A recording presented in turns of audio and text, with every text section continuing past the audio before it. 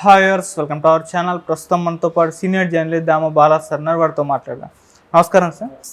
Sir, మలయాళ ఇండస్ట్రీలో మహిళల పైన వేధింపులు జరుగుతున్నాయి కదా, దీనిపైన జస్టిస్ హేమా కమిటీ గవర్నమెంట్కు నివేదికను వేధించిందంట. మరి ఆ నివేదికలో ఎన్నో అంశాలు బయటపడ్డాయని చెప్తున్నారు. అసలు ఆ నివేదికలో ఏముంది, ఏం జరుగుతుంది సార్ అక్కడ? అసలు జస్టిస్ హేమా కమిటీ నివేదిక బయటకు వచ్చింది. యాక్చువల్గా అసలు హేమా కమిటీ అంటే ఏంటి, హేమా కమిటీని ఎందుకు ఫామ్ చేశారు, సినిమా ఇండస్ట్రీలో ఎటువంటి పరిస్థితులు కేరళలో ఉన్నాయి, ఎందుకు ఈ హేమా కమిటీని ఫామ్ చేయాల్సి వచ్చింది అనేది మనం చూస్తే 2017లో భావన అనే ఒక artist first time Kerala industry లేదా ఇండియాలోనే ఫస్ట్ టైము బయటకు వచ్చి ధైర్యంగా నన్ను కొంతమంది హరాస్ చేశారు, కదిలే వ్యాన్లో నన్ను అసభ్యంగా తాగుతూ గందరగోళంగా నాతో బిహేవ్ చేశారు, అక్కడి నుంచి నన్ను వేధింపులు మొదలైనాయి అని ఆమె చెప్పింది. అప్పట్లో పినరయి విజయన్ గవర్నమెంట్ మీద తీవ్రంగా వ్యతిరేకత వచ్చింది, దాని పట్ల పట్టించుకోలేదని.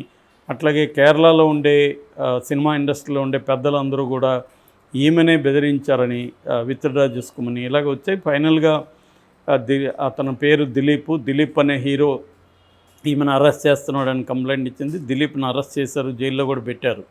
అయితే ఆ సందర్భంగా ఉమెన్ ఇన్ సినిమా కలెక్టివ్ అనే ఒకటి ఫామ్ అయింది. కేరళలో ఉండే కొంతమంది స్త్రీ నటులు వాళ్ళు ఫిమేల్ యాక్టర్స్ కలిసి ఉమెన్ ఇన్ సినిమా కలెక్టివ్ అని ఒకటి పెట్టి వాళ్ళు పెద్ద ఎత్తున దీన్ని మీద ఆందోళన చేశారు సిస్టమేటిక్గా.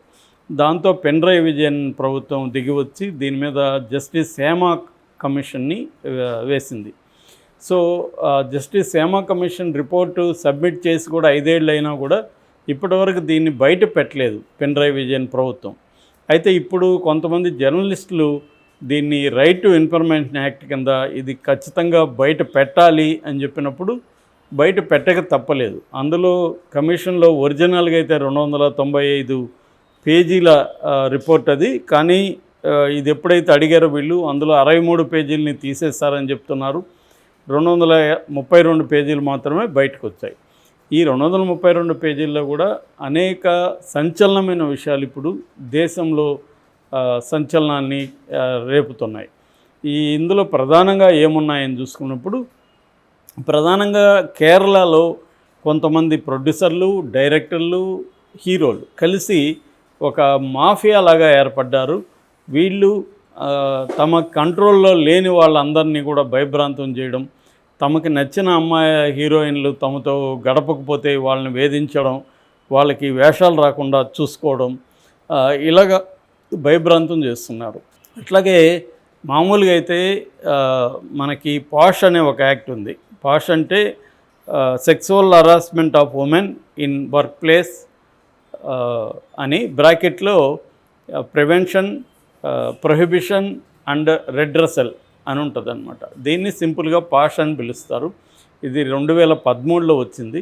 ఈ చట్టం ప్రకారం దేశంలో ఏ రంగంలో అయినా స్త్రీలు పనిచేస్తున్న చోట స్త్రీల మీద లైంగికంగా హరాస్మెంట్ కావచ్చు, అత్యాచారాలు కావచ్చు జరుగుతున్నప్పుడు వాటిని ప్రివెంట్ చేయడానికి, ప్రొహిబిట్ చేయడానికి, వాటి జరిగిన వాళ్ళ బాధితులకు న్యాయం చేయడానికి ఈ చట్టం ఏర్పడింది.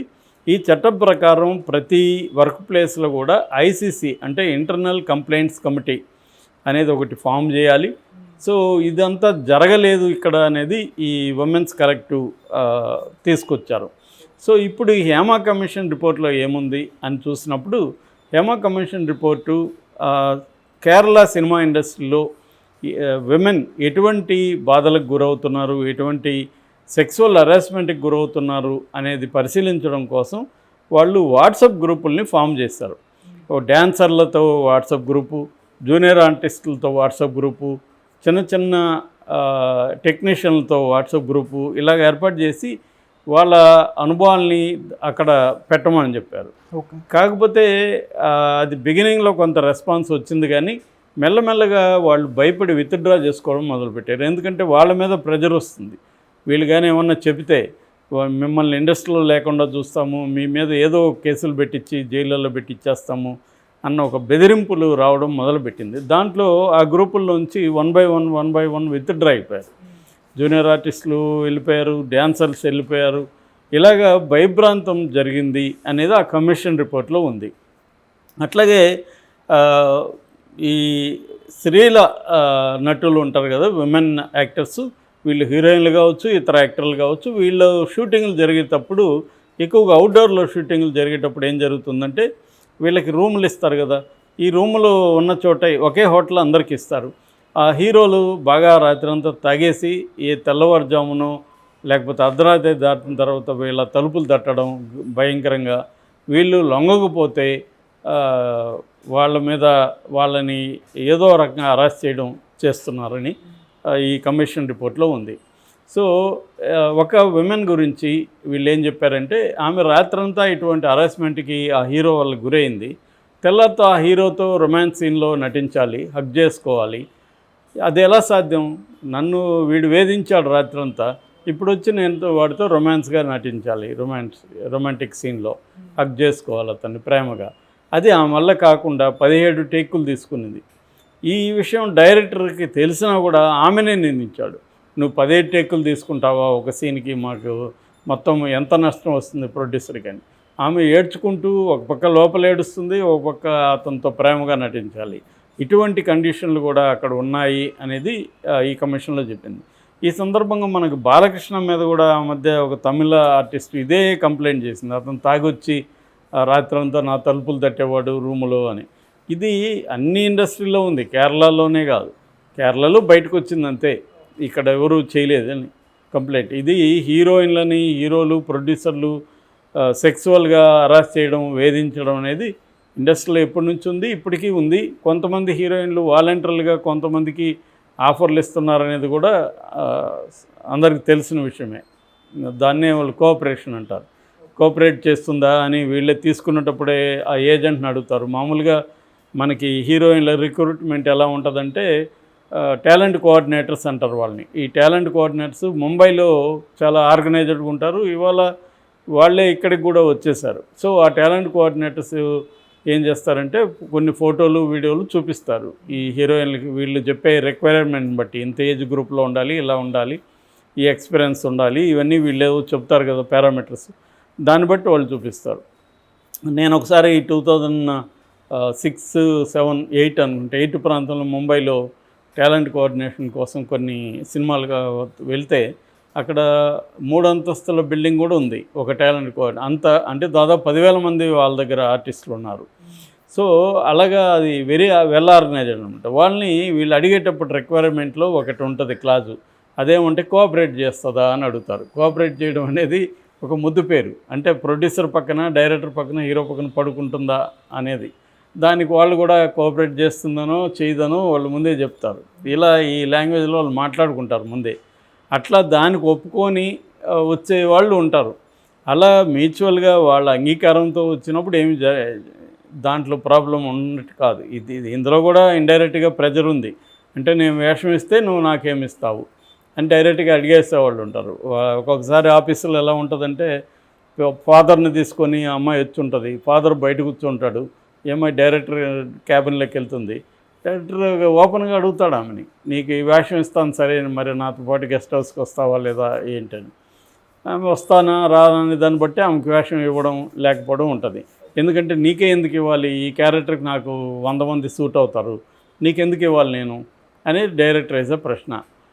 నీలో టాలెంట్ ఉండొచ్చు, 100 మందిలో కూడా నీలాగా నాకు ఈ క్యారెక్టర్కి సరిపోతారు. సో ఇలాగా జరుగుతుంటాయి.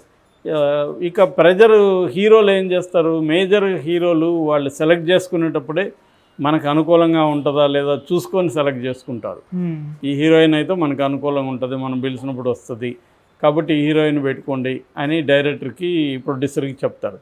ఆ హీరోని కాదని వాళ్ళు వేరే వాళ్ళని పెట్టుకుంటే వీళ్ళు నరకం చూపిస్తారు.